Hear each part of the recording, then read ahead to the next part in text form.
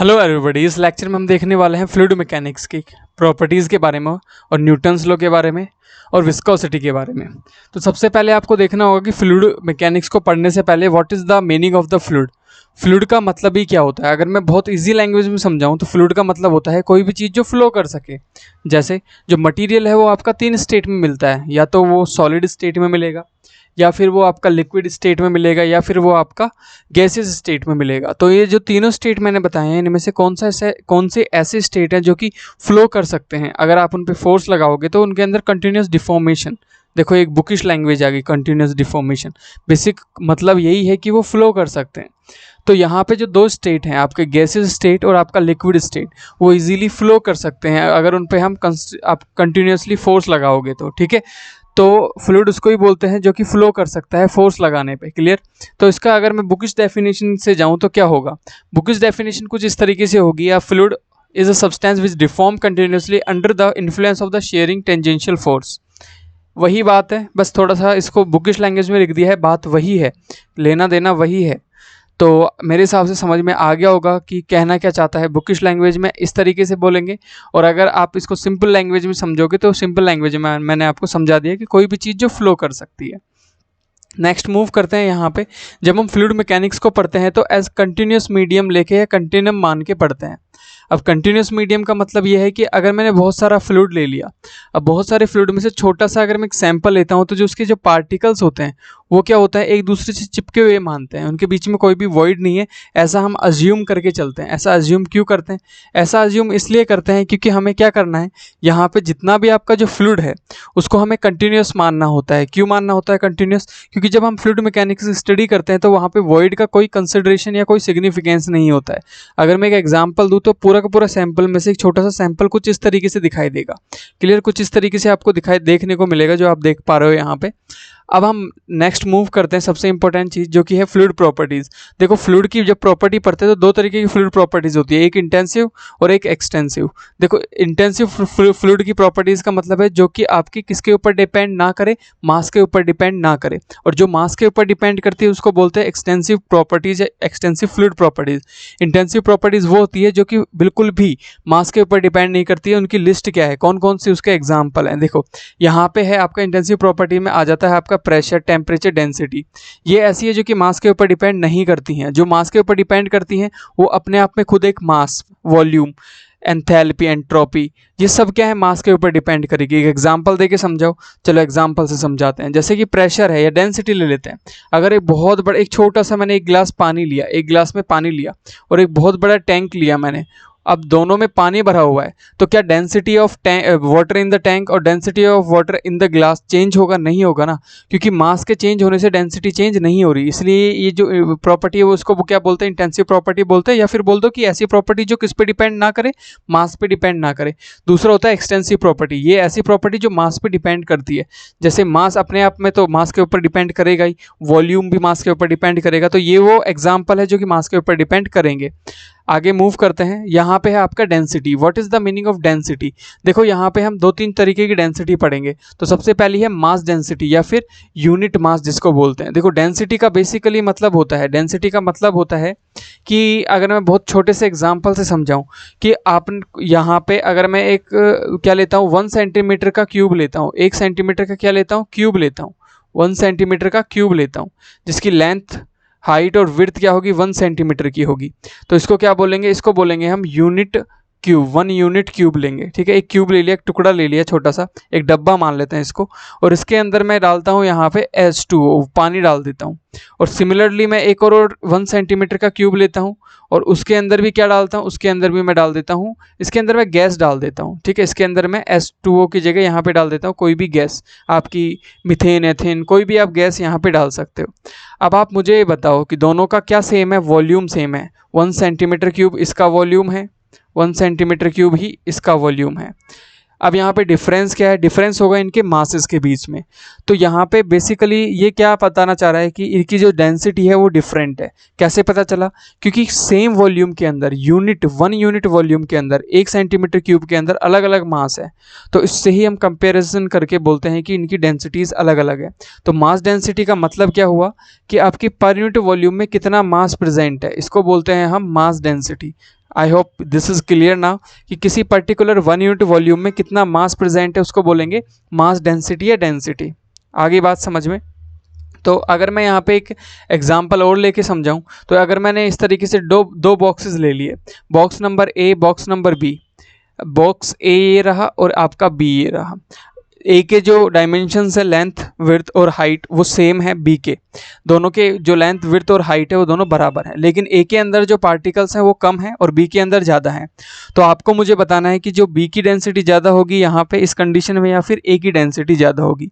तो अगर आप देखो ध्यान से, तो आपके पर्टिकुलर एक यूनिट वॉल्यूम के अंदर दोनों में क्या सेम है, दोनों के अंदर वॉल्यूम सेम है, लेकिन what is the difference between them.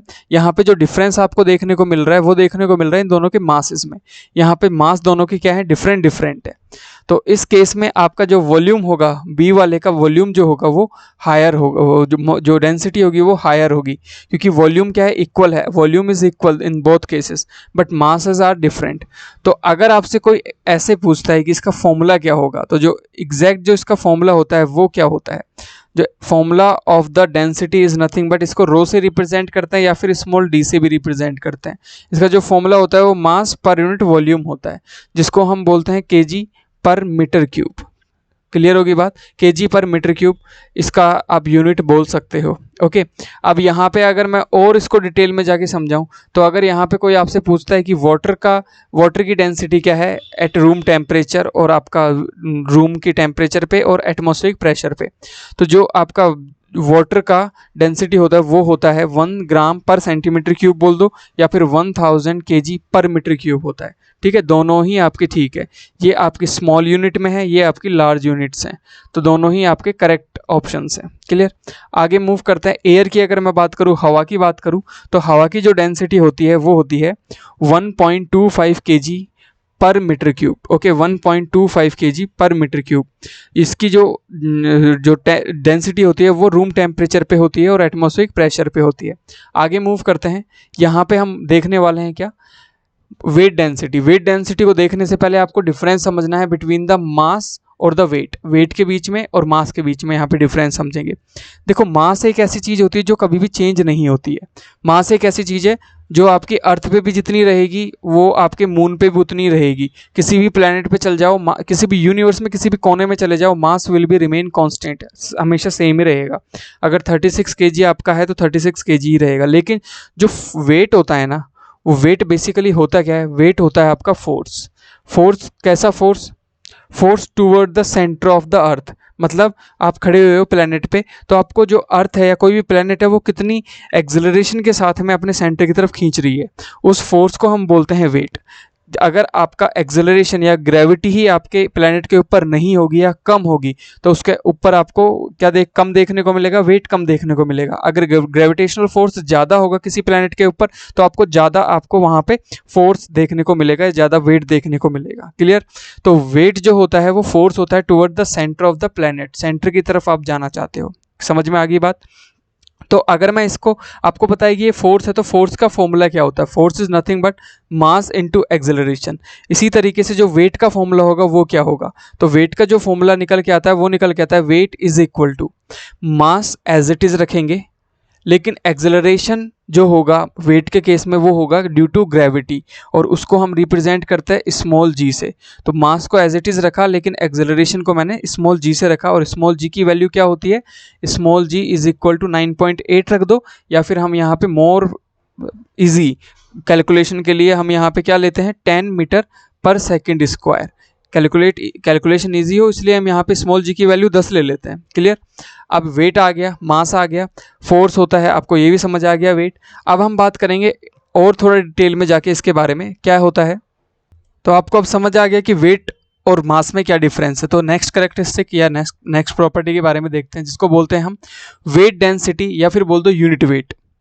देखो, यूनिट मास हमने देखा था जिसको हमने मास डेंसिटी बोला था, और यूनिट वेट को बोलेंगे स्पेसिफिक वेट, या यूनिट वेट को बोलेंगे वेट डेंसिटी। तो इसको हम किससे रिप्रेजेंट करते हैं, इसको हम गामा से रिप्रेजेंट करते हैं, और gamma is equal to what, gamma is equal to weight per unit volume. किसी एक पर यूनिट वॉल्यूम के अंदर कितना वेट मौजूद है उसको हम स्पेसिफिक वेट बोलते हैं। समझ में आ गई बात। तो स्पेसिफिक वेट समझ में आ गया, या फिर इसको हम यूनिट वेट भी बोल देते हैं। दोनों चीज़ें समझ में आ गई। ओके। अब वेट, अगर मैं इसकी यूनिट की बात करूँ तो वेट की यूनिट होती है न्यूटन पर मीटर क्यूब। ये आपको याद रखना है। क्लियर हो गई बात? इतनी बातें आपको याद रखनी है, ये इंपॉर्टेंट टर्म्स है, इसकी यूनिट भी आ जाती है। एक और इंपॉर्टेंट चीज़ मैं यहाँ पे बता देता हूँ। देखो, gamma is equal to, weight का फॉर्मूला बेसिकली हमने देखा क्या था, हमने देखा था mass into gravitational acceleration divided by volume. और मास अपॉन में वॉल्यूम क्या होता है? मास अपॉन में वॉल्यूम होता था मास डेंसिटी। तो यहाँ पे एक रिलेशन निकल के आता है कि अगर आपको मास डेंसिटी दे रखी हो और आपको क्या निकालनी हो, वेट डेंसिटी निकालनी हो, तो just multiply with the gravitational acceleration, small G से, इस स्मॉल जी की वैल्यू से उसको मल्टीप्लाई कर दो। तो this is what you have to remember. Okay, ये चीज़ें आपको याद रखनी है। अब हम यहाँ पे कुछ चीज़ें देखते हैं यहाँ पे कि वेट डेंसिटी समझ में आ गई, और जो सबसे इंपॉर्टेंट आपको याद रखना है वो है कि gamma is equal to rho into small G. ये इंपॉर्टेंट है, this is what you have to remember. Okay, अगर मैं आपसे बोलूँ कि वाटर जो होता है ना, पानी, उसकी वेट डेंसिटी बताओ, तो वाटर की हमने देखा था कि जो यूनिट मास या फिर मास डेंसिटी होती है वो होती है 1000 इंटू में 10 आपका यहाँ पे ले लेंगे हम एक्सेलरेशन ड्यू टू ग्रेविटी, और जो आपका गामा की वैल्यू आएगी वो कितनी आएगी यहाँ पे 10,000। Clear? 10,000 Newton per metre cube, यहाँ पे ये वैल्यू आ गई गामा की। लेट्स मूव फर्दर, आगे चलते हैं। अब हम यहाँ पे नेक्स्ट प्रॉपर्टी या नेक्स्ट करेक्टर की बात करेंगे, करेक्टरिस्टिक की बात करेंगे, जिसका नाम होता है स्पेसिफिक वॉल्यूम। देखो, स्पेसिफिक वॉल्यूम का मतलब होता है कि किसी एक पर्टिकुलर मास के अंदर कितना वॉल्यूम प्रेजेंट है, उसको बोलते हैं स्पेसिफिक वॉल्यूम। ये जस्ट उल्टा होता है किसका? डेंसिटी के या मास डेंसिटी का, जस्ट इन्वर्स कर दो। तो मास डेंसिटी का मतलब होता है मास पर यूनिट वॉल्यूम, और स्पेसिफिक वॉल्यूम का मतलब होता है volume per unit mass. Clear? अब यहाँ पे ज़्यादा कुछ नहीं देखना, सबसे इंपॉर्टेंट जो होता है वो सबसे ज़्यादा कंफ्यूजिंग भी होता है, जो कि होता है आपका स्पेसिफिक ग्रेविटी। और इसको हम दो चीज़ से रिप्रेजेंट करते हैं, कैपिटल जी से या फिर कैपिटल एस से। क्लियर? कैपिटल एस से भी इसको रिप्रेजेंट करते हैं और कभी कभी इसको कैपिटल जी से भी रिप्रेजेंट करते हैं। तो दोनों ही तरीके से रिप्रेजेंट किया जाता है। बेसिकली होता क्या है ये? तो ये कंपैरिजन होता है किसी भी लिक्विड का। जो मैंने आपको कोई एक लिक्विड दिया और मैंने बोला कि ये बताओ इसकी स्पेसिफिक ग्रेविटी कितनी है, तो आप क्या करोगे? एक स्टैंडर्ड फ्लूइड के डेंसिटी से उस पर्टिकुलर फ्लूइड की डेंसिटी को कंपेयर करोगे, तो इसकी जो फॉर्मूला या फिर इसका जो फॉर्मूला निकल के आएगा वो आएगा capital G is equal to the density of a standard fluid. और स्टैंडर्ड फ्लूइड क्या होता है? पानी। तो यहां लिखेंगे डेंसिटी ऑफ वाटर, और विद कंपैरिजन किसके साथ कंपेयर करना है? डेंसिटी ऑफ गिवन लिक्विड, जो आपको लिक्विड दिया हुआ है। तो यहां लिखेंगे डेंसिटी ऑफ गिवन लिक्विड। ठीक है, ये चीज़ें आपको याद रखनी है। तो इसको कैपिटल जी से रिप्रेजेंट करते हैं या फिर कैपिटल एस से भी इसको रिप्रेजेंट कर दिया जाता है। तो this is what you have to remember कि जो आपका स्पेसिफिक ग्रेविटी होती है, इसमें ग्रेविटी शब्द आता है, इससे कंफ्यूज नहीं होना। Specific gravity is a comparison between the densities of two liquids या टू फ्लूइड्स। अब यहाँ पे एक न्यूमेरिकल है, इस न्यूमेरिकल को सॉल्व करना है। आपको कैलकुलेट करना है स्पेसिफिक वेट और मास, और मास डेंसिटी या बोल दो कि डेंसिटी भी बोल देते हैं, और स्पेसिफिक ग्रेविटी। तीन चीज़ें फाइंड आउट करनी है। क्या क्या गिवन है आपको? यहाँ पे वॉल्यूम गिवन है जो कि है 1 लीटर, और आपको यहाँ पे वेट गिवन है जो कि है 7 न्यूटन। तो सबसे पहले हम यहाँ पे गिवन लिखते हैं। किसी भी न्यूमेरिकल को करने से पहले जो सबसे पहला काम किया जाता है वो होता है राइट डाउन द गिवन्स। जो भी आपको गिवन है वो लिख लो। तो यहाँ पे जो गिवन है वो है आपका सबसे पहले जो गिवन है वो है आपका वॉल्यूम। वॉल्यूम है आपके पास में कितना? 1 लीटर। लीटर में दिया हुआ है वॉल्यूम, लेकिन हमें मीटर क्यूब में लाना है। और आपको पता है कि 1 लीटर के अंदर कितना मीटर क्यूब होता है? 1/10⁻³ या 1000 मीटर क्यूब। कहाँ से आया? देखो मैं समझाता हूँ क्यों होता है ये। फॉर एग्जाम्पल, मैंने आपको एक डब्बा दिया और जिसकी लेंथ, ब्रेथ और हाइट क्या है? 1 मीटर 1 मीटर 1 मीटर है। मैंने बोला इसके अंदर पानी डालो, पानी डाल दो। तो जैसे ही हम 1 मीटर के डब्बे, 1 मीटर क्यूब के अंदर, 1 मीटर क्यूब के डब्बे के अंदर पानी डालते हैं तो कितना पानी आता है? 1000 लीटर पानी उसके अंदर आ जाता है। तो इसका मतलब ये हुआ कि 1 मीटर क्यूब के अंदर कितना पानी आ सकता है? 1000 लीटर पानी आ सकता है। तो क्या मैं बोल सकता हूँ कि 1 लीटर के अंदर 1/1000 मीटर क्यूब होगा? तो यही बात यहाँ पे मैंने लिखी हुई है। क्लियर। दूसरी कौन सी चीज़ दी हुई है यहाँ पे? जो दूसरी चीज़ दी हुई है वो दी हुई है वेट। वेट कितना दिया हुआ है? 7 न्यूटन। वेट तो फोर्स ही होता है, इसलिए यहाँ पे न्यूटन में ही दिया हुआ है। सबसे पहली जो चीज़ निकालनी है वो है आपका स्पेसिफिक वेट। देखो स्पेसिफिक वेट का बेसिक मतलब क्या होता है, इस फर्स्ट जो फाइंड आउट करना है जो कि है आपका स्पेसिफिक वेट। स्पेसिफिक वेट को हम किससे रिप्रेजेंट करते हैं? गामा से। Wait per unit volume. Wait कितना है यहाँ पे? 7, और वॉल्यूम कितना है यहाँ पे? 1/1000। जब मल्टीप्लाई होगा रेसिप्रोकल होके तो यहाँ जाएगा 7000 और Newton per metre cube. Clear, इतनी बात समझ में आ गई? ओके। जो सेकंड चीज़ आपको यहाँ पे निकालनी है जो कि है आपकी वेट डेंसिटी निकल गई, स्पेसिफिक वेट हो गया, और अब निकालेंगे हम डेंसिटी, मास डेंसिटी। और मास डेंसिटी का फॉर्मूला क्या होता है? मास डेंसिटी का वैसे तो फॉर्मूला होता है rho is equal to mass per unit volume, but यहाँ पे आपको मास नहीं दिया हुआ और हमें एक रिलेशन पता था किस किस के बीच में, gamma is equal to rho into G. और यहाँ से एक और चीज़ निकल के आ सकती है, क्या? Rho is equal to gamma upon में जी। निकल के आ सकती है? बिल्कुल निकल के आ सकती है। तो क्या मैं यहाँ पे जी का और गामा का यूज़ करके रो निकाल सकता हूँ? बिल्कुल निकाल सकते हैं। तो यही करेंगे हम यहाँ पे, इस फॉर्मूले को हटाएंगे। हम फॉर्मूला यूज़ करने वाले हैं कौन सा? हम यूज़ करेंगे यहाँ पे ये वाला फॉर्मूला। तो यहाँ पे यूज़ करेंगे rho is equal to gamma upon में जी। और गामा की वैल्यू क्या है यहाँ पे? What is the value of gamma? 7000। Clear. और जी की वैल्यू हम 10 लेते हैं और यहाँ पे वैल्यू आती है आपकी 700। क्लियर होगी बात? तो this is the value of rho या फिर मास डेंसिटी। तो ये आ गया आपका वेट डेंसिटी और ये आ गया आपका मास डेंसिटी। आगे मूव करते हैं जिसको बोलते हैं स्पेसिफिक ग्रेविटी, जिसको हम कैपिटल जी या कैपिटल एस से रिप्रेजेंट करते हैं। तो होता क्या है? स्टैंडर्ड फ्लूइड का डेंसिटी। स्टैंडर्ड फ्लूइड यहाँ पे वाटर मानेंगे जो कि है यहाँ पे कितना, यूनिट वेट अगर लो तो 10,000 होता है आपके इस वाटर का। 10,000 इज द यूनिट वेट। और unit weight of the fluid कितना निकल के आया? गामा कितना निकल के आया आपका? 7000। तो यहाँ पे लिखेंगे 7000। 30 से 30 cancel out, then you will get the 0.7। और ये यूनिट लेस होता है क्योंकि ऊपर भी आपका डेंसिटी है, नीचे भी डेंसिटी है। तो जो आपकी स्पेसिफिक ग्रेविटी होती है वो यूनिट लेस होती है। तो ये चीज़ें आपको याद रखनी है। आगे मूव करते हैं। यहाँ पे हम देखेंगे विस्कोसिटी के बारे में। बेसिकली जो विस्कोसिटी होता है उसका मतलब होता है गाढ़ापन। किसी भी लिक्विड, कोई लिक्विड कितना गाढ़ा है, जो लिक्विड जितना ज़्यादा गाढ़ा है वो उतना विस्कस है, उतना उसके अंदर गाढ़ापन प्रेजेंट है। ठीक है।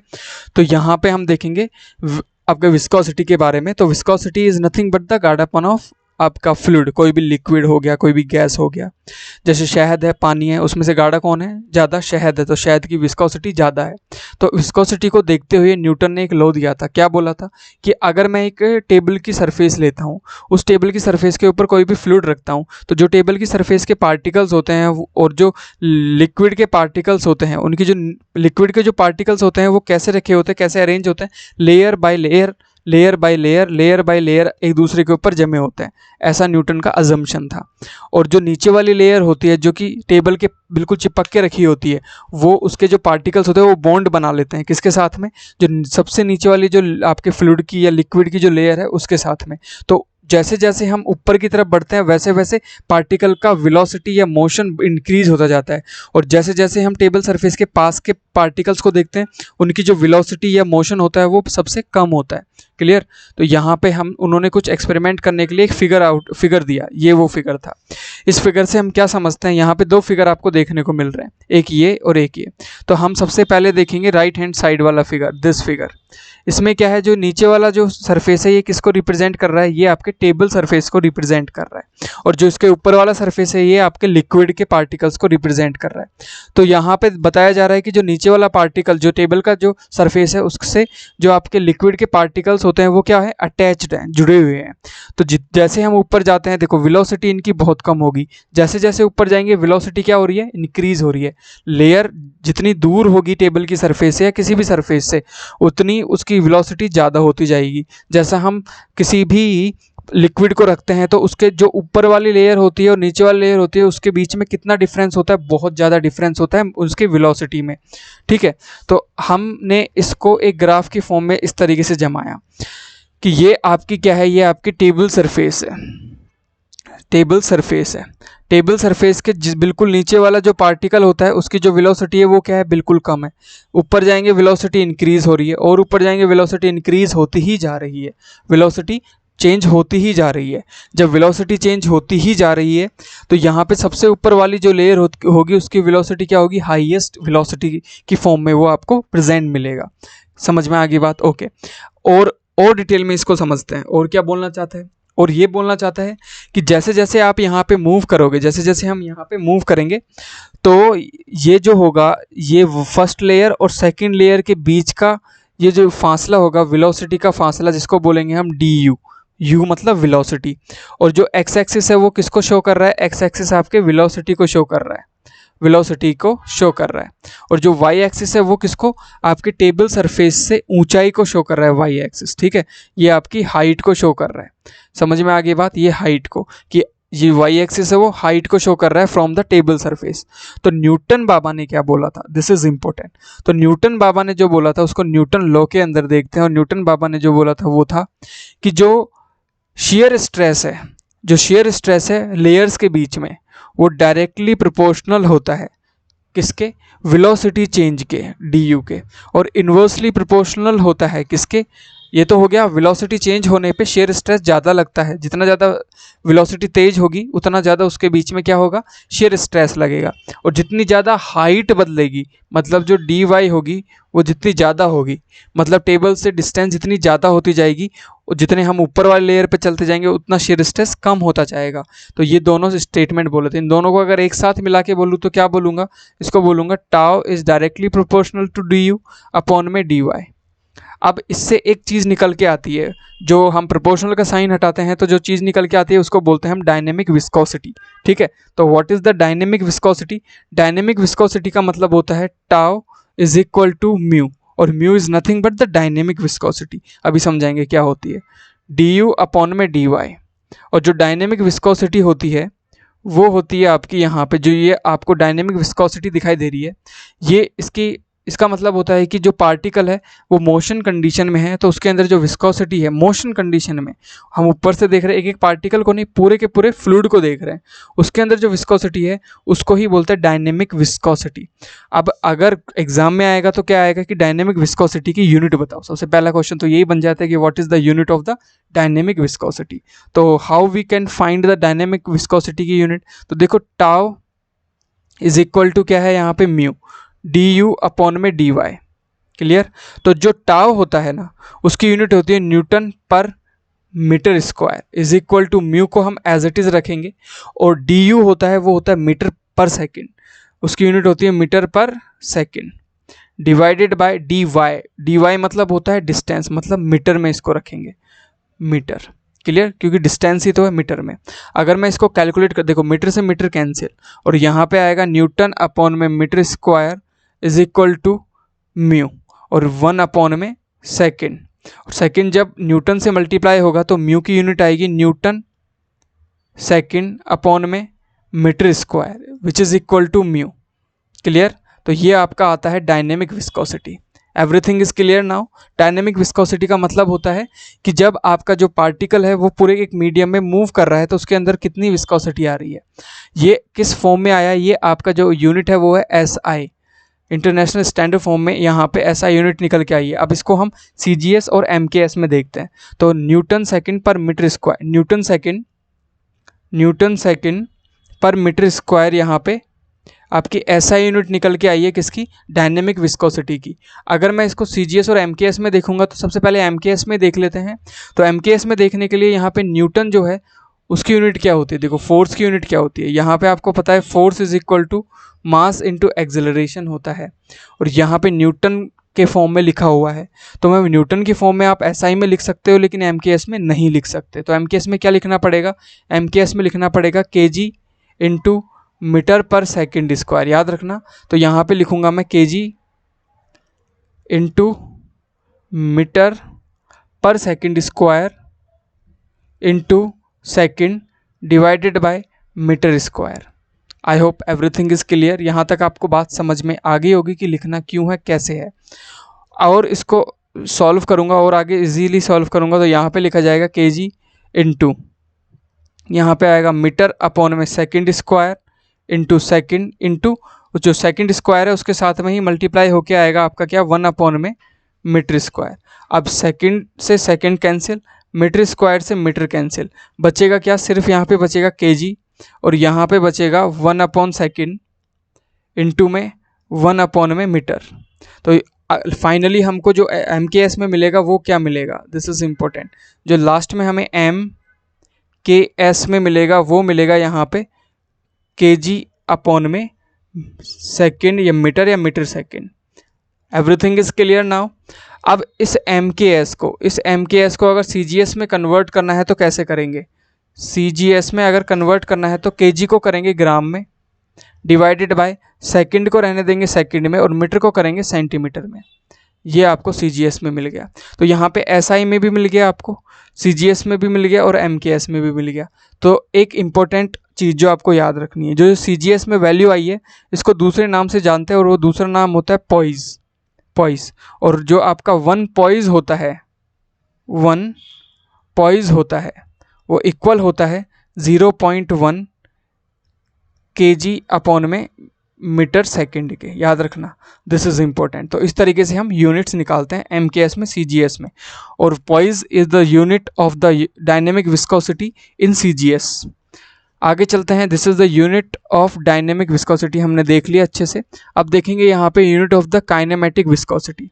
काइनेमेटिक कुछ नहीं होता, डायनेमिक का मतलब होता है पूरे मीडियम को मोशन में देख रहे हैं हम। अब हम एक एक पार्टिकल के मोशन को जब देखते हैं तो यहाँ पे जो डायनेमिक विस्कोसिटी होती है, देखो जो डायनेमिक विस्कोसिटी थी म्यू, उसको अगर मैं डिवाइड कर दूं किससे, डेंसिटी से, मास डेंसिटी से, तो उसको बोलते हैं हम काइनेमेटिक विस्कोसिटी। क्यों भाई डेंसिटी से डिवाइड क्यों किया, क्योंकि मैंने बोला ना कि यहाँ पे एक एक पार्टिकल को मोशन को देखते हैं, एक एक पार्टिकल के मोशन को देखेंगे तो यहाँ पे हम डेंसिटी कंसिडर करेंगे। अगर मैं यहाँ पे बोलूँ कि जो आपकी काइनेमेटिक विस्कोसिटी है उसकी यूनिट क्या होगी, तो जो आपकी विस्कोसिटी, डायनेमिक विस्कोसिटी है उसकी यूनिट होती है, उसको डिवाइड कर दो आप डेंसिटी की यूनिट से, तो यहाँ पे आएगा kg upon metre second divided by, अगर डेंसिटी की यूनिट आपको देखनी है तो density mass per unit volume, और मास क्या होता है kg अपॉन में मीटर क्यूब। अब इसको अगर सॉल्व करोगे तो रेसिप्रोकल हो जाएगा, और रेसिप्रोकल किस तरीके से होगा, इस तरीके से होगा, kg अपॉन में metre second into metre cube चल जाएगा ऊपर और डिवाइड में आ जाएगा यहाँ पे kg। क्लियर। और kg से kg कैंसिल और मीटर क्यूब यहाँ पे कैंसिल और यहाँ पे सिर्फ बचेगा क्या, मीटर स्क्वायर। क्लियर। तो ऊपर न्यूमरेटर में बचेगा मीटर स्क्वायर और नीचे बचेगा आपका सेकंड। तो यहाँ पे जो काइनेमेटिक विस्कोसिटी की जो वैल्यू आती है, जो यूनिट आती है, वो आती है मीटर स्क्वायर पर सेकेंड।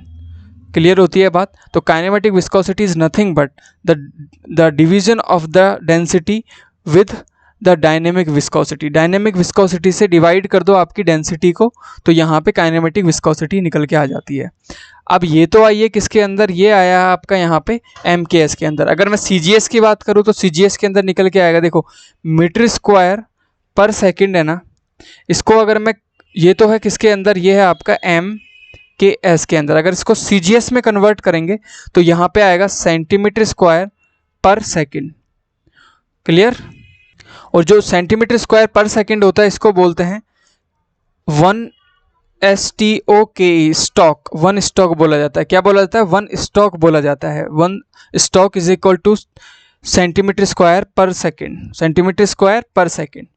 तो कोई भी पूछे कि एक स्टॉक में कितना MKS का मीटर स्क्वायर पर सेकेंड होता है, तो वो याद रखना 1 stoke is equal to 1 upon 10 की power 4 metre square per second.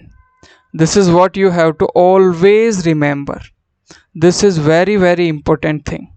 ठीक है, कि जो एक स्टॉक होता है जो कि CGS का होता है काइनेमेटिक विस्कोसिटी का, उसमें 1/4 10 की power 4 metre square per second होता है। आगे मूव करते हैं यहाँ पे। अब देखेंगे हम यहाँ पे कि टेम्परेचर की वजह से जो विस्कोसिटी के अंदर वेरिएशन आता है वो कैसे होता है। बहुत ईजी है। अगर मैं यहाँ पे गैस की विस्कोसिटी देखूँ तो बढ़ जाती है, और लिक्विड की विस्कोसिटी पतला होने की वजह से लिक्विड घट जाती है विस्कोसिटी। ओके, तो यहाँ पे देखेंगे मैंने लिखा हुआ बहुत इजी लैंग्वेज में, टेम्परेचर बढ़ाने से गैस की विस्कोसिटी बढ़ जाती है, क्योंकि उसके पार्टिकल्स एक एनर्जी लेके मूव करते हैं तो ज़्यादा फ्रिक्शन करते हैं, फ्री स्पेस मिल जाता है। लेकिन जो लिक्विड होता है उसके आराम से बैठे होते हैं, जैसे टेम्परेचर इंक्रीज करेंगे तो पिघलने लग जाएंगे और उनकी विस्कोसिटी कम हो जाएगी। अब यहाँ पे देखते हैं कितने तरीके के फ्लूइड्स मिलते हैं। तो देखो यहाँ पे जो सबसे पहला जो फ्लूइड माना गया वो माना गया आइडल फ्लूइड, जो कि एग्जिस्ट नहीं करता है, लेकिन पढ़ना तो पड़ेगा क्योंकि ये थियोरेटिकली तो एग्जिस्ट करता है। होता क्या है भाई, आइडल फ्लूइड का मतलब क्या है, डेफिनेशन क्या है, पूरी देखते हैं एक बार। देखो आइडल फ्लूइड एक ऐसा फ्लूइड है जिसके अंदर माना जाता है कि कोई विस्कोसिटी एग्जिस्ट नहीं करती है, इनविस्किड, मतलब कोई विस्कोसिटी नहीं, लेकिन ये रियल में पूरी दुनिया में कहीं भी एग्जिस्ट नहीं करता है और ना करेगा। तो आइडल फ्लूइड का जो ग्राफ होगा वो पूछा जाएगा। तो ग्राफ जो होगा वो न्यूटन बाबा ने ही दिया था।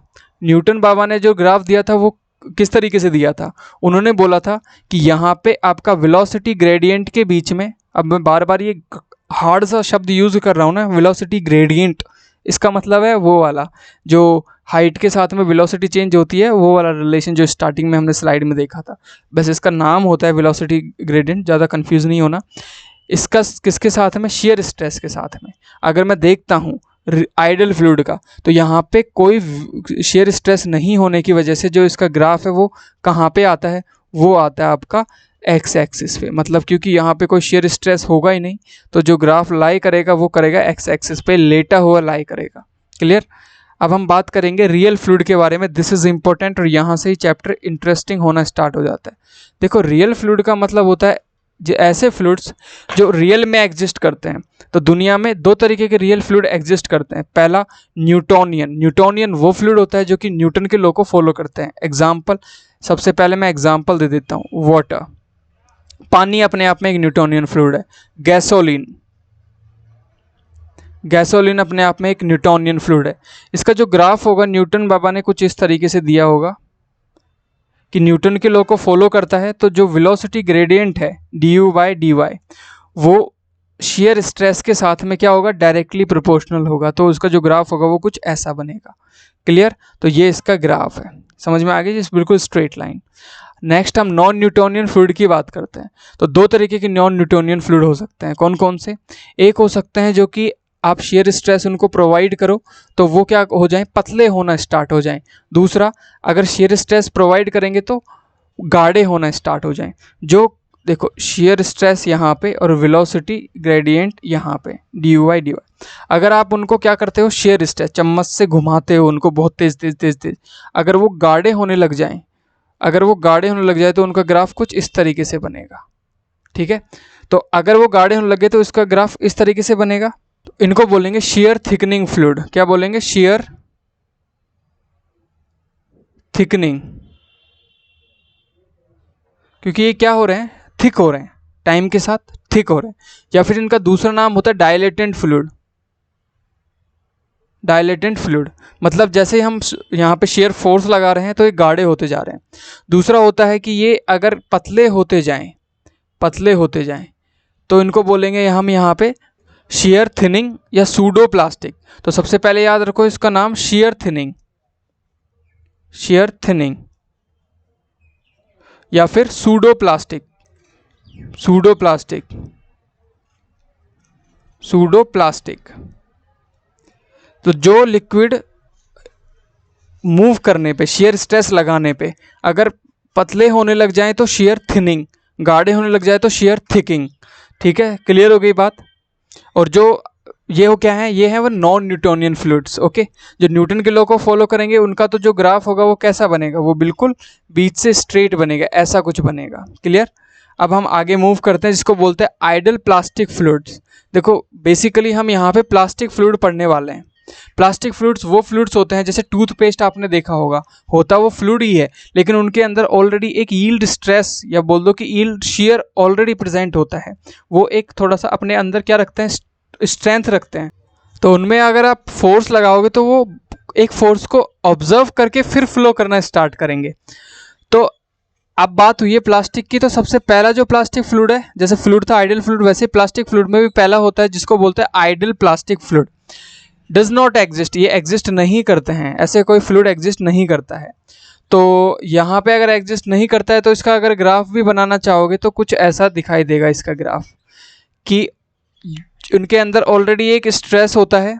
जैसे ही इनका जो du/dy आप देखोगे वो कैसा होगा, बिल्कुल स्ट्रेट होगा, मतलब देयर इज नो चेंज, बिल्कुल स्ट्रेट। बस इनके अंदर क्या है कि यील्ड स्ट्रेस प्रेजेंटेड, ठीक है, टाउ वाई।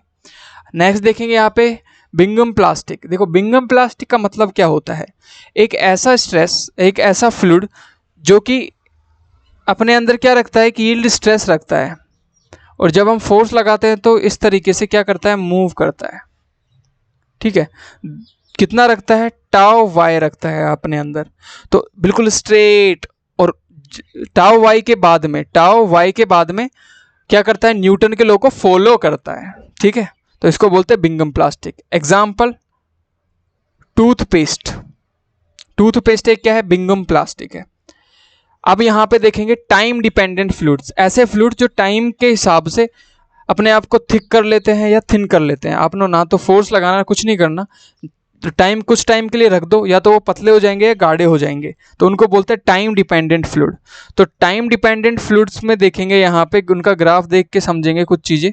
तो time dependent fluid will be look like this, ये उनका क्या है, शेयर स्ट्रेस है, ये वेलोसिटी ग्रेडियंट मान लेते हैं du/dy।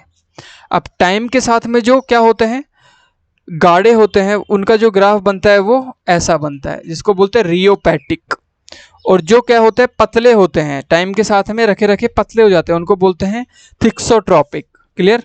तो रियोपैक्टिक का मतलब क्या हुआ कि जो रखे रखे टाइम के साथ गाढ़े हो जाते हैं। एग्जाम्पल ल्यूब्रिकेंट, जितने भी आपके ल्यूब्रिकेंट्स होते हैं वो सारे के सारे क्या होते हैं, रियोपैक्टिक होते हैं, rheopectic lubricants। example lubricant is example, gypsum is also example, ठीक है, gypsum is example। और जो टाइम के साथ पतले होने लग जाते हैं जैसे केचप, ठीक है, इनको बोलते हैं क्या, थिक्सोट्रोपिक।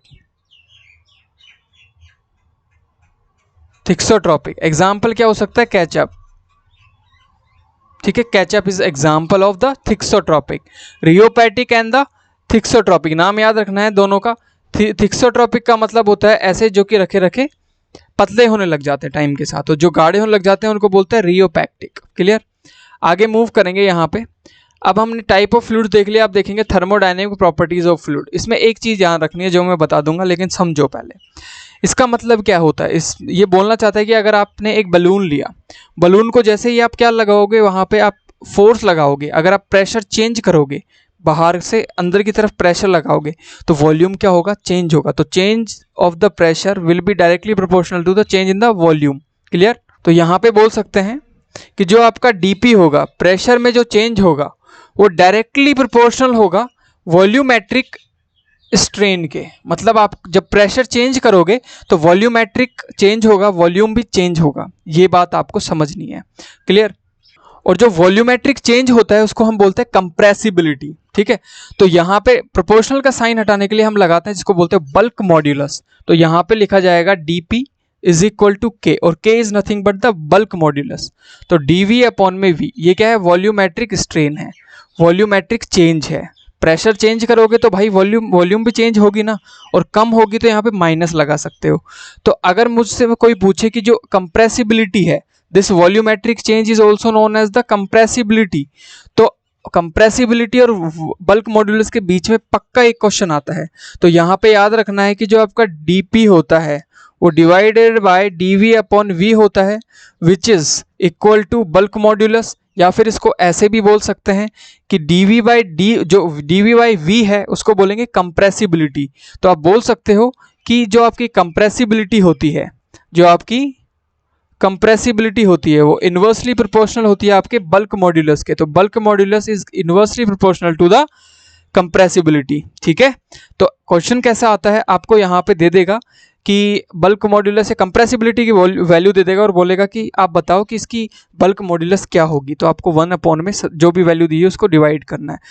वापस बोल रहा हूँ, this is important, very important, इसको लाइटली मत लेना, ये एग्जाम में आता ही आता है, दोबारा समझ लो। अगर आप प्रेशर चेंज करोगे, पुश करोगे, तो आपको वॉल्यूमेट्रिक चेंज दिखेगा। Volumetric change is directly proportional to the volumetric strain is directly proportional to the pressure change, जिसको इक्वल करोगे तो आपका बल्क मॉड्यूलस आएगा, और बल्क मॉड्यूलस इनवर्सली प्रोपोर्शनल हो जाता है कंप्रेसिबिलिटी के। This is called the thermodynamic characteristic या प्रॉपर्टी। नेक्स्ट अब देखेंगे जो सबसे इंपॉर्टेंट चीज़ है इस चैप्टर की, जिसको बोलते हैं सरफेस टेंशन और कैपिलैरिटी। देखो सरफेस टेंशन का सीधा सीधा मतलब क्या है। सरफेस टेंशन का मतलब होता है कि अगर आपने देखा होगा पानी के ऊपर मच्छर को ऐसे तैरता हुआ देखा होगा, तो क्यों तैर पाता है भाई, वो तो लिक्विड है ना, नहीं तैरना चाहिए। तैर क्यों पाता है, फ्लो क्यों कर पाता है, बिकॉज ऑफ लिक्विड या फिर बोल दो फ्लूइड के अंदर प्रेजेंट सरफेस टेंशन की वजह से वो अपने आप को क्या कर पा रहा है, फ्लो करवा पा रहा है या फिर फ्लो हो पा रहा है। ठीक है, तो अगर मैं इसको डेफिनेशन दूं तो डेफिनेशन मत दो, रहने दो, बस आपको याद होना चाहिए कि सरफेस टेंशन होता क्या है, और सरफेस टेंशन की वजह से ही कैपिलैरिटी देखने को मिलती है। क्या होता है कैपिलैरिटी, बहुत इजी सा एग्जांपल। आप एक काम करना, आपका जो टॉवल होता है जिससे नहाते हो, उसका एक कॉर्नर ना पानी में डाल के रखना और थोड़ी देर रखे रहने देना, तो आप देखोगे कुछ टाइम के बाद में जहां तक आपने डाला था वहां से काफी ऊपर तक जो टॉवल होता है वो गीला होने लग जाता है, बिकॉज ऑफ द कैपिलैरिटी। उस सरफेस टेंशन की वजह से कैपिलैरिटी अपने आप को रेज करती है, ऊपर की तरफ जाती है। कैसे, अभी देखने वाले हैं वैसे। तो सबसे पहली बात तो क्वेश्चन यही आता है जहन में, यही आता है आपके दिमाग में कि ये बता दो कि वाई सरफेस टेंशन आया ही क्यों। तो देखो समझते हैं, मैं गायब हो जाता हूं और सरफेस टेंशन को समझते हैं। आपको पता है कि किसी भी लिक्विड के अंदर या फ्लूइड के अंदर बहुत सारे पार्टिकल्स होते हैं और हर पार्टिकल अपने एक कोहेसिव फोर्स से अपने आप को एक दूसरे की तरफ खींचता है, लेकिन जो सरफेस पे पार्टिकल होता है वो सिर्फ नीचे की तरफ खींचता है, और नीचे की तरफ खींचने की वजह से उसकी सरफेस पे क्या आ जाता है, एक टेंशन फॉर्म हो जाती है। उस टेंशन फॉर्मेशन को, या बोल दो कि उस सरफेस की एनर्जी की वजह से वहाँ पे एक सरफेस टेंशन क्रिएट होती है, और उस सरफेस टेंशन की वजह से वहाँ पे आप बोल सकते हो एक लेयर बन जाती है जिसके ऊपर मच्छर मक्खी तैर पाते हैं। समझ में आया कि क्यों हुआ ये, कोहेसिव फोर्स की वजह से सारे पार्टिकल एक दूसरे की तरफ क्या हो रहे हैं, अट्रैक्ट हो रहे हैं। लेकिन जो सरफेस के ऊपर हैं वो सिर्फ नीचे की तरफ ही अट्रैक्ट हो रहे हैं, सिर्फ नीचे की तरफ ही आ रहे हैं, और नीचे की तरफ आने की वजह से जो ऊपर है वो एक रिस्टोर्ड एनर्जी रह जाती है, और रिस्टोर्ड एनर्जी रहने की वजह से यहाँ पे ऊपर क्या बच जाता है, एक बोल सकते हो कि एक एनर्जी आती है और एक लेयर बना देती है जिसको बोलते हैं सरफेस टेंशन। अब यहाँ पे कुछ समझेंगे जो कि है concept of the surface energy. देखो दुनिया में कोई भी चीज़ है ना, कोई भी चीज़ अपने आप को क्या चाहती है कि मैं कम से कम काम करूँ, ठीक है। तो सरफेस जो होती है वो भी चाहती है कि मैं कम से कम सरफेस में मेंटेन रखूँ अपना। तो जो दुनिया में आपने देखा होगा पानी की जो बूंद होती है ना, वो कैसी होती है, स्पेरिकल इन शेप होती है। कभी सोचा आपने कि ये ऐसी क्यों नहीं होती, ऐसी क्यों नहीं होती, ऐसी क्यों नहीं होती, बिल्कुल स्पेयर में ही क्यों होती है। तो स्पेरिकल शेप एक ऐसी शेप होती है जिसका जो सरफेस होता है ना, सरफेस एरिया, वो मिनिमम होता है। तो मिनिमम चाहिए किसको, हमको चाहिए। क्यों चाहिए, क्योंकि मिनिमम होने की वजह से ये अपने आप को क्या कर पाती है, रिस्टोर कर पाती है, अपने आप को जिंदा रख पाती है, जैसी है वैसी रह पाती है, ठीक है। तो ऐसा क्यों, क्योंकि उसमें कम से कम एनर्जी लगती है, और हर आदमी वही काम करता है जिसमें कम एनर्जी लगे, सब इजी की तरफ चल जाते हैं, ठीक है। तो सरफेस एनर्जी चाहिए, समझ में आया इतना, ओके। अब क्वेश्चन आता है, सबसे पहला ही यही क्वेश्चन आता है कि ये बता दो कि जो वाटर ड्रॉप होती है वो इसलिए आपकी स्पेरिकल होती है कि वहाँ पे सरफेस टेंशन होता है कि कम से कम एनर्जी वहाँ पे लग पाए। तो कॉन्सेप्ट ये समझना आ गया आपको। अब हम कुछ सरफेस टेंशन देखेंगे, किसके अंदर सरफेस टेंशन होता है क्या है वो देखेंगे, ठीक है। सरफेस टेंशन क्या होता है, अगर सरफेस टेंशन का मैं फॉर्मूला देखूँ तो देखो मैं ऊपर से एक गिलास को देख रहा हूँ, गिलास है, गिलास पानी से भरा हुआ है। मैंने यहाँ से इस गिलास में भरे हुए पानी को चीर दिया, और आपको पता है जैसे चीरूंगा तो इसके यहाँ पे सरफेस पे एक फोर्स लग रहा होगा, इधर इधर इधर इधर इधर इधर, इस तरीके से एक फोर्स लग रहा होगा, डेफिनेटली फोर्स लग रहा है इधर और इधर, फोर्स इधर भी और इधर भी, और इसकी जो लेंथ है वो मान लेते हैं हम कितनी है, स्मॉल एल। तो आप बोल सकते हो जो सरफेस, जो आपकी सरफेस एनर्जी, या फिर बोल दो कि जो आप यहाँ पे सरफेस टेंशन देख रहे हो जिसको सिग्मा से रिप्रेजेंट करेंगे, वो होता है आपका फोर्स डिवाइडेड बाय लेंथ, कि पर्टिकुलर यूनिट लेंथ में कोई भी सरफेस पे कितना फोर्स लगता है उसको बोलते हैं हम क्या, सरफेस टेंशन। क्लियर होती है बात? इतनी बात समझ में आती है आपको? सिग्मा से रिप्रेजेंट किया जाता है। अब बात करेंगे हम यहाँ पे surface tension in the various elements. Water drop पे आपको सरफेस टेंशन देखनी है, तो ये क्या है मान लेते हैं, ये आपका वाटर ड्रॉप है इन स्पेरिकल शेप। तो अगर मैं पूछता हूँ कि इसको ऐसे काट दिया जाए बीच से, तो इसके किस पार्ट पे आपको सरफेस टेंशन देखने को मिलेगी?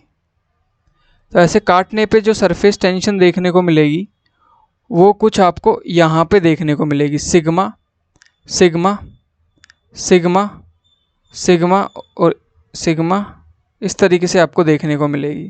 क्लियर? ये आपको क्या देखने को मिल रही है? सरफेस टेंशन देखने को मिल रही है। समझ में आती है बात? ओके। अब क्वेश्चन ये नहीं आएगा, क्वेश्चन ये आएगा कि सरफेस टेंशन की वजह से ड्रॉप के अंदर और ड्रॉप के बाहर प्रेशर क्या होगा? अलग अलग होगा। तो जो प्रेशर डिफरेंस होगा, मतलब ये अंदर जो प्रेशर होगा उसको बोलेंगे इंटरनल प्रेशर और बाहर जो प्रेशर होगा उसको बोलेंगे एक्सटर्नल प्रेशर। और दोनों के डिफरेंस को, एक्सटर्नल और इंटरनल के डिफरेंस को हम बोलेंगे डेल्टा पी। क्या बोलेंगे? Delta p. और delta p is equal to what in the water drop case? यहाँ पे होगा आपका 2 सिग्मा, जो ये सरफेस टेंशन लग रही है वो, अपॉन में radius of the water drop. ठीक है? तो यहाँ पे होगा change in the pressure internal part and the external part of the water drop is equal to 2 sigma upon में radius of the water drop. Clear? Next अगर मैं बात करूं तो हम यहाँ पे देखेंगे सोप बबल की। तो सोप बबल कैसा होता है? ऐसा होता है सोप बबल। सोप बबल को अगर मैं कट करता हूं यहाँ बीच से, तो आपकी जो सोप बबल की जो सरफेस दिखेगी वो कैसे दिखेगी? ऐसी दिखेगी। देखिए यहाँ पे 2 लेयर आपको देखने को मिलेंगी सोप बबल पे, यहाँ पे इस तरीके से, क्योंकि बबल का एक लेयर भी होगा।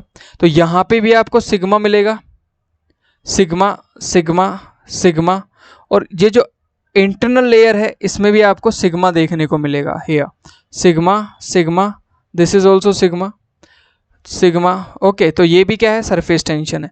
क्वेश्चन यहाँ पे भी वही आता है कि जो प्रेशर इंटरनल है और एक्सटर्नल है उसमें क्या डिफरेंस होगा? तो यहाँ पे जो डिफरेंस होगा डेल्टा पी, वो होगा 4 सिग्मा अपॉन में आर। कितना होगा? 4 सिग्मा अपॉन में आर। क्लियर? अब जो ये तो सेकंड आ गया। अब आती है बात फोर्थ वन, जो कि होता है आपका वाटर जेट। जैसे नली होती है, नली में से जो पानी निकलता है ना पाइप में से, जैसे आपने देखा होगा, उसको बोलते हैं वाटर जेट। तो कैसा दिखेगा वाटर जेट? अगर आप देखोगे तो सिलेंड्रिकल इन शेप दिखेगा, ऐसा दिखेगा। अगर मैं इसको काटता हूं बीच से तो ये कैसा दिखाई देगा? एक रेक्टेंगल की तरह दिखाई देगा। ठीक है? और इसके बीच वाले पार्ट पे कहाँ पे? यहाँ पे सिग्मा, आपका सरफेस टेंशन यहाँ पे दिखाई देगा, सिग्मा सिग्मा सिग्मा सिग्मा और हेयर ऑल्सो सिग्मा। ठीक है? अब बात आती है कि यहाँ पे भी जो प्रेशर डिफरेंस है वही पूछा जाएगा, इंटरनल और एक्सटर्नल। तो यहाँ पे 4 सिग्मा आर आया और यहाँ पे आएगा आपका सिग्मा अपॉन में आर। यहाँ पे आएगा आपका delta p is equal to sigma upon में आर। तो यहाँ पे 3 चीजें आ गई इंपॉर्टेंट। एक तो वाटर ड्रॉप जिसकी वैल्यू, जिसका जो डिफरेंस प्रेशर है वो आया आपका 2 सिग्मा अपॉन में आर, और दूसरा आया यहाँ पे आपका 4 सिग्मा अपॉन आर, और यहाँ पे जो वाटर जेट आया वहाँ पे आया सिग्मा अपॉन आर। सिग्मा क्या है? जो सरफेस टेंशन उनके सरफेस पे है, और आर क्या है? इनकी रेडियस, स्पेयर की और सिलेंडर की।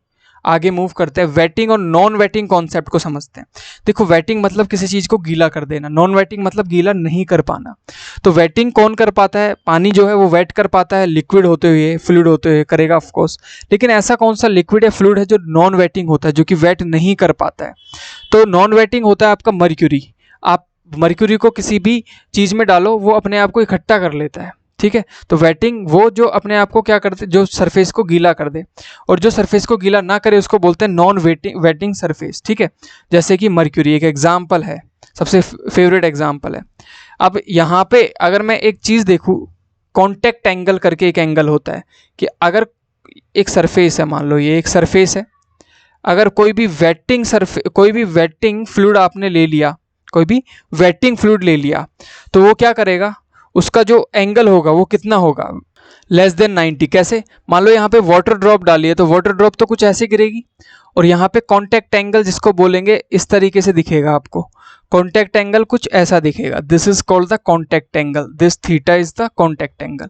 और जो थीटा आपका जो होगा वो लेस देन होगा 90 डिग्री से। सिमिलरली अगर मैं यहाँ पे देखूँ मरकरी को, तो मरकरी का ये क्या है, सरफेस है। मरकरी का क्या है, ये मरकरी का सरफेस है। और मरकरी को जब डालेंगे तो अपने आप को स्पेरिकल शेप में ही रखेगी। और जो उसका एंगल आने वाला है वो कितना आने वाला है, वो जो थीटा आने वाला है वो आने वाला है थीटा 90 से ज़्यादा आने वाला है। तो जो वेटिंग फ्लूइड होते हैं उनका जो कॉन्टैक्ट एंगल होता है थीटा वो 90 से छोटा होता है, और जो बड़े होते हैं उन 90 से बड़ा होता है आपका कॉन्टैक्ट एंगल। क्लियर।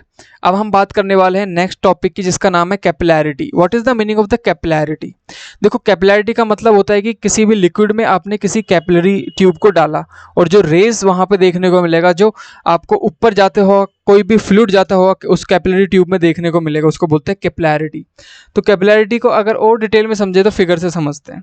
दो तरीके की कैपिलैरिटी आपको देखने को मिलती है, और जो ये पार्ट आप देख रहे हो इसको मिनिस्कस बोलते हैं। ये इसको भी मिनिस्कस और इसको भी मिनिस्कस। दो तरीके के लिक्विड होता है, एक वेटिंग और एक नॉन वेटिंग।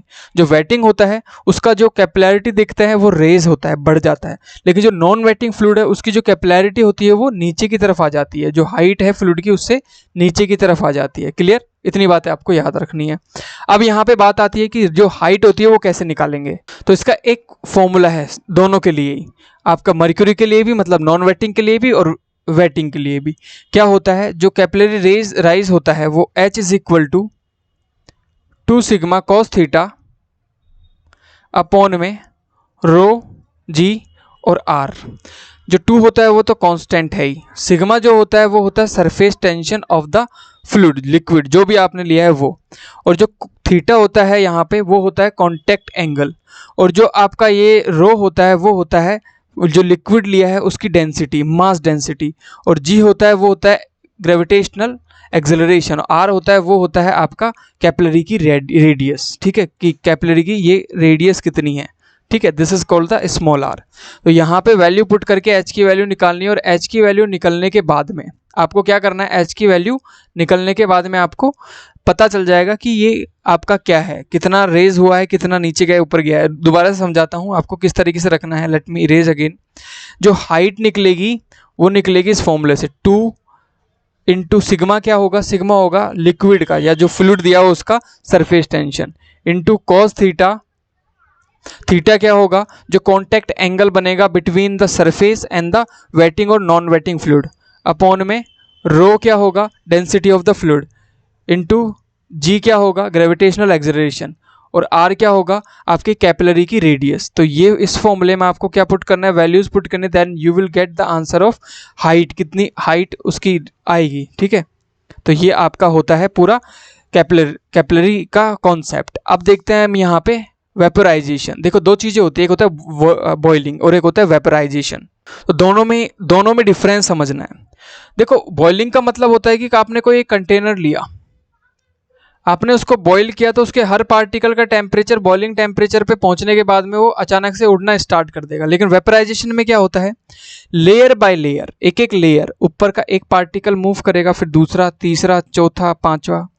कोई भी फ्लूइड कब आपका वेपोराइज में कन्वर्ट होता है, जब आपका जो प्रेशर होता है वो बदलता है। एटमॉस्फेरिक प्रेशर क्या होता है, चेंज होता है। अगर आप प्रेशर चेंज कर दोगे तो जो पार्टिकल्स हैं जो कि प्रेशर की वजह से बैठे हुए थे वो मूव करना स्टार्ट कर देंगे। ठीक है, अगर प्रेशर चेंज हो जाता है, अगर आपका एटमॉस्फेरिक प्रेशर क्या हो जाता है, बहुत कम हो जाता है, और आपका कोई भी फ्लूइड रखा हुआ है, तो वो अपने आप बिना टेम्परेचर चेंज किए अपने आप क्या करेंगे, उड़ने लग जाएंगे। तो उसको बोलेंगे वेपोराइजेशन। अगर एक एक पार्टिकल एनर्जी लेगा बॉइलिंग से फिर उड़ेगा तो उसको बोलेंगे हम बॉइलिंग।